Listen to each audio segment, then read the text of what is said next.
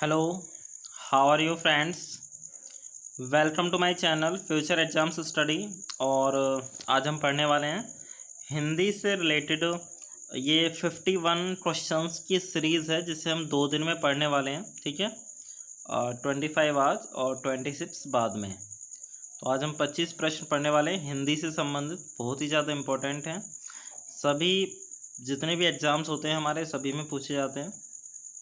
यदि आपको सेशन पसंद आए तो चैनल को सब्सक्राइब कीजिएगा फटाफट से, वीडियो को लाइक कीजिएगा, शेयर कीजिएगा अपने दोस्तों में।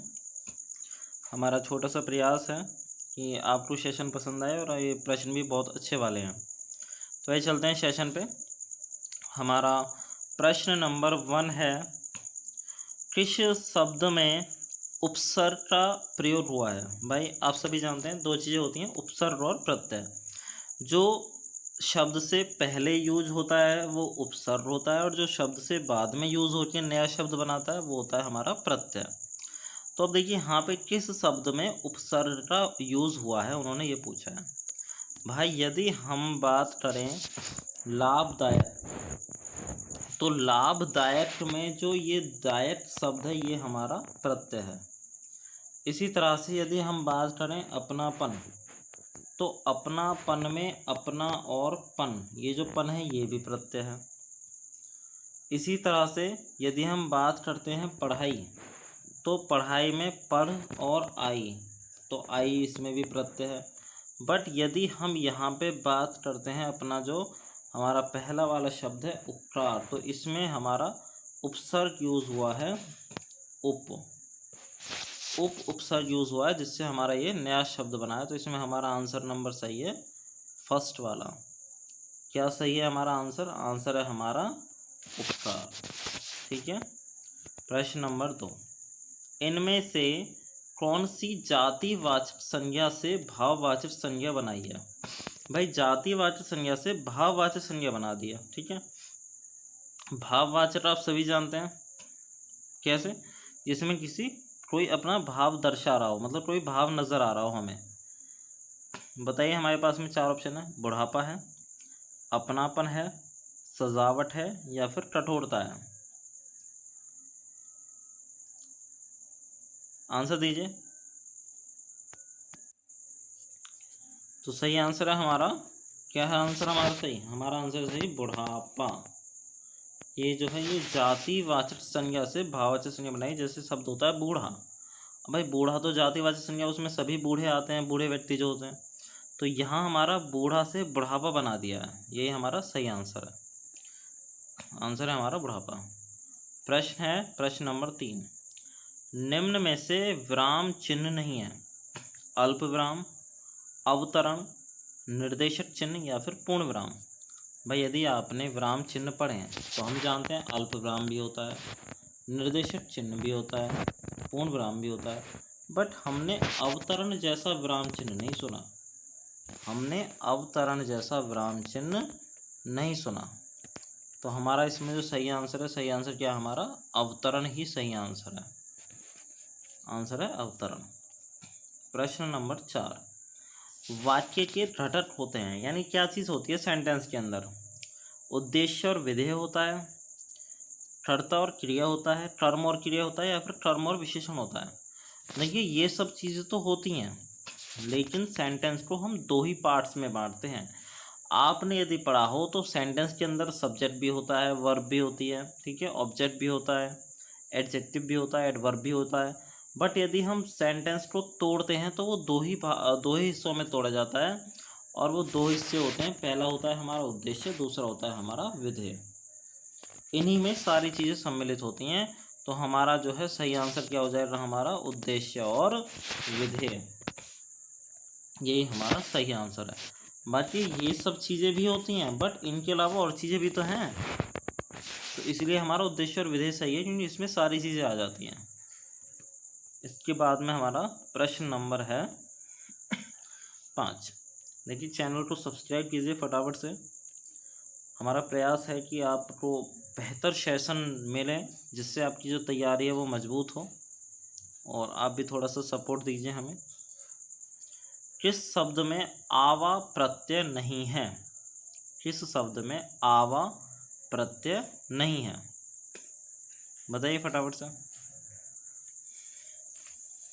4 ऑप्शन है हमारे सामने, दिखावा, भुलावा, लावा या फिर चढ़ावा।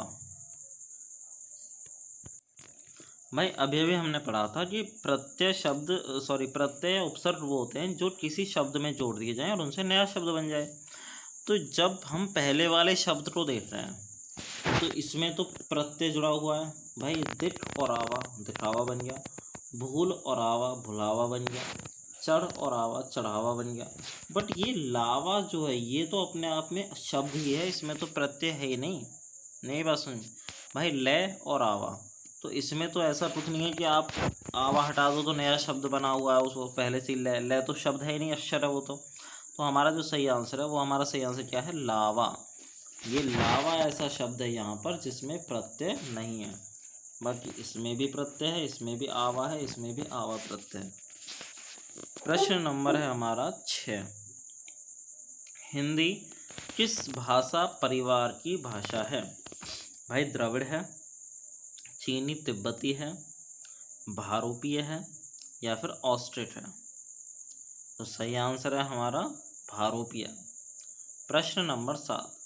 शुद्ध वर्तनी का चयन कीजिए। यानी शुद्ध वर्तनी हमें बतानी है। एक शब्द होता है कृपा, तो उसमें हमारा ये वाला सही है, ये वाला सही है या फिर ये वाला या ये वाला? भाई थोड़ा सा इसे हम ऐसे पढ़ते हैं। अब बताइए फटाफट से शुद्ध वर्तनी। ज़्यादा सोचने की ज़रूरत ही नहीं है, आप सभी जानते हैं ये वाला ही हमारा सही आंसर है कि नहीं है? भाई आपने 1-2 बार तो पढ़ाई है, अब तो बहुत बार पढ़ा होगा आपने जरूर स्टोरी वगैरह में, तो यही हमारा शुद्ध वर्तनी है। तो आंसर हमारा दूसरा सही है। प्रश्न नंबर है हमारा 8। निम्नलिखित में से किस शब्द में प्रत्यय जुड़ा हुआ है?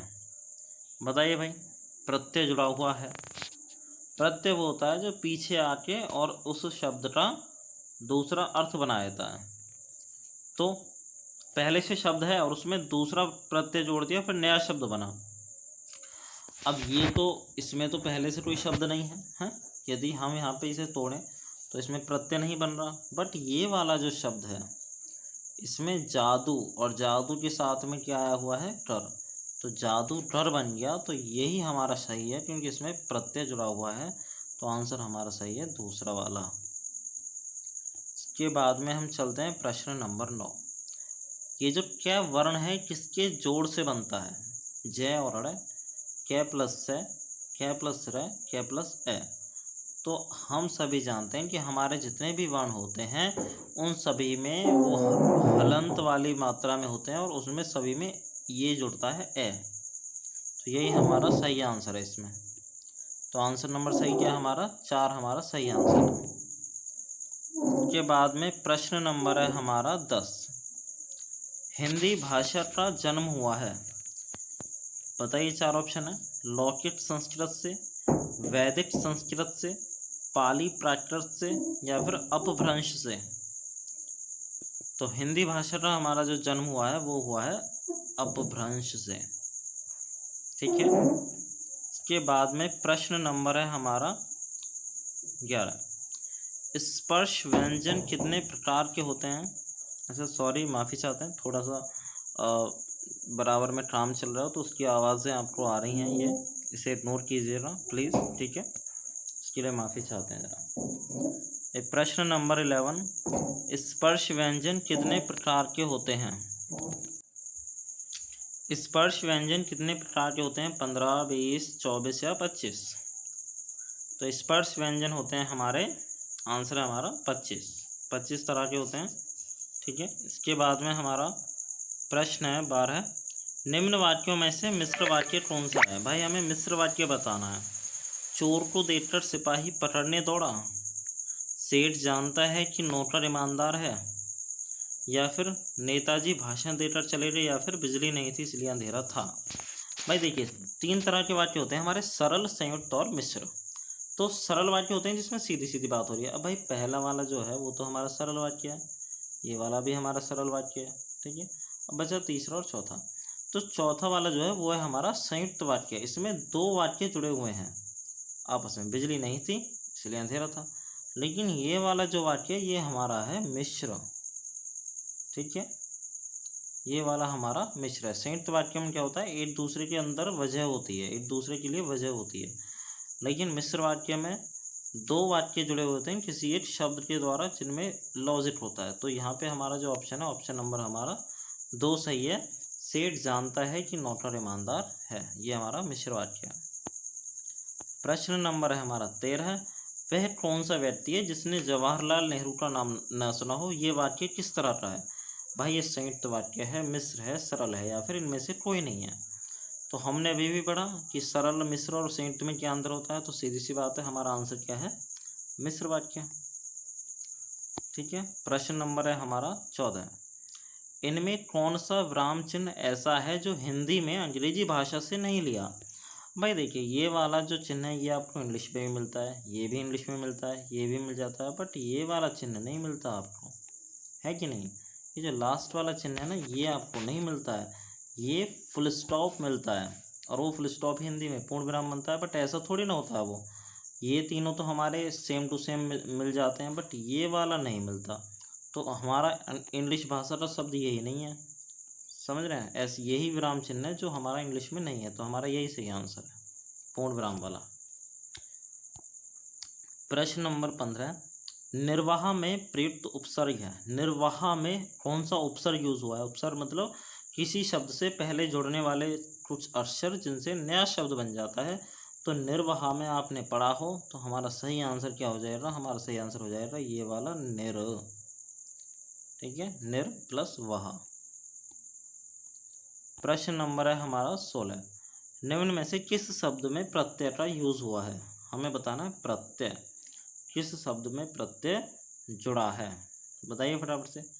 विकल, धनिक, पुलट या फिर अलग, 4 ऑप्शन हमारे सामने।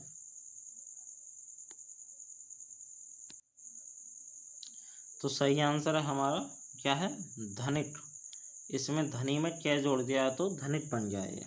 बाकी तीनों जो शब्द हैं वो उसमें हमारा प्रत्यय नहीं है, इसमें उपसर्ग है। देखिए इस वाले शब्द में प उ ये उपसर्ग है, इसी तरह से नीचे वाले शब्द में ए उपसर्ग है, प्रत्यय नहीं है। तो सही ऑप्शन है हमारा बी।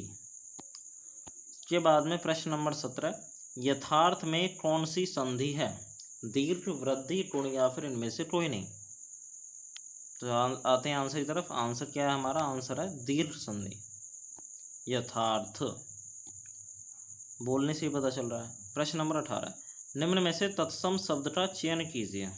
तत्सम शब्द आपने तत्सम और तद्भव पढ़ा होगा जरूर। तो खेत, अजीब, उद्गम या फिर कोट, 4 ऑप्शन हमारे सामने, बताइए फटाफट से। तो सही आंसर है हमारा उद्गम, क्या हो जाएगा, उद्गम हो जाएगा, ये हमारा सही आंसर है। प्रश्न नंबर है हमारा 19, भूतकाल के कितने भेद होते हैं। 3 होते हैं, 5 होते हैं, 6 होते हैं या फिर 7 होते हैं। तो हम सभी जानते हैं 6 भेद होते हैं, यही हमारा सही आंसर है।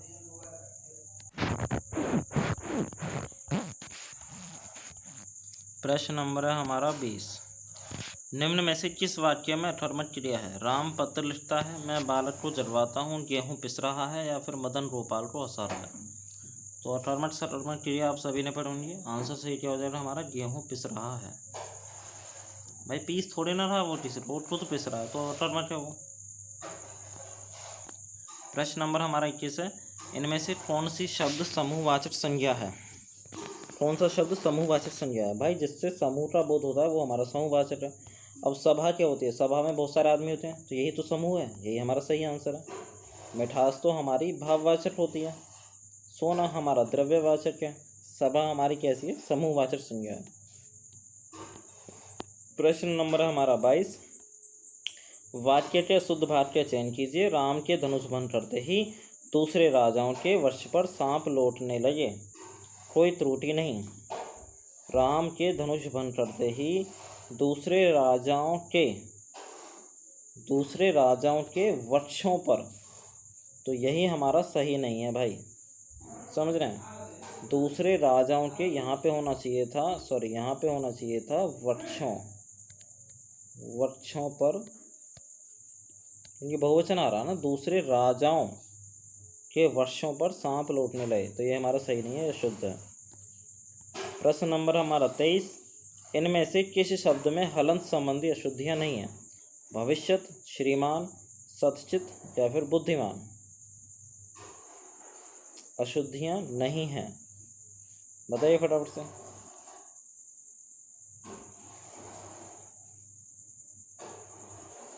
सही आंसर है हमारा बुद्धिमान। सही आंसर क्या हमारा? बुद्धिमान। सेशन को पूरा देखिएगा और चैनल को सब्सक्राइब कीजिए फटाफट से। आइए चलते हैं प्रश्न नंबर 14। श कौन सा व्यंजन है? ऊष्म है, संयुक्त है, अंतस्थ है या फिर स्पर्श व्यंजन है? श तो हम सभी जानते हैं कैसा व्यंजन होता है, ये होता है ऊष्म व्यंजन। तो आंसर नंबर हमारा क्या है? फर्स्ट ही हमारा आंसर नंबर सही है, ऊष्म व्यंजन। प्रश्न नंबर हमारा 25, समुद्र मंथन करना का अर्थ है? तो समुद्र मंथन का अर्थ होता है क्या? बताइए फटाफट से। कठोर परिश्रम करना या फिर घोर तप करना या फिर दृढ़ प्रतिज्ञा या फिर उद्देश्य को प्राप्त करना। समुद्र मंथन का अर्थ है कठोर परिश्रम करना। ठीक है, ये थे हमारे 25 प्रश्न। 20 सीरीज में 26 प्रश्न और हैं, ये 51 क्वेश्चंस की सीरीज है। तो बाकी पढ़ते हैं बाद में। सेशन में आने के लिए बहुत बहुत धन्यवाद। जय हिंद दोस्तों, शुभ रात्रि।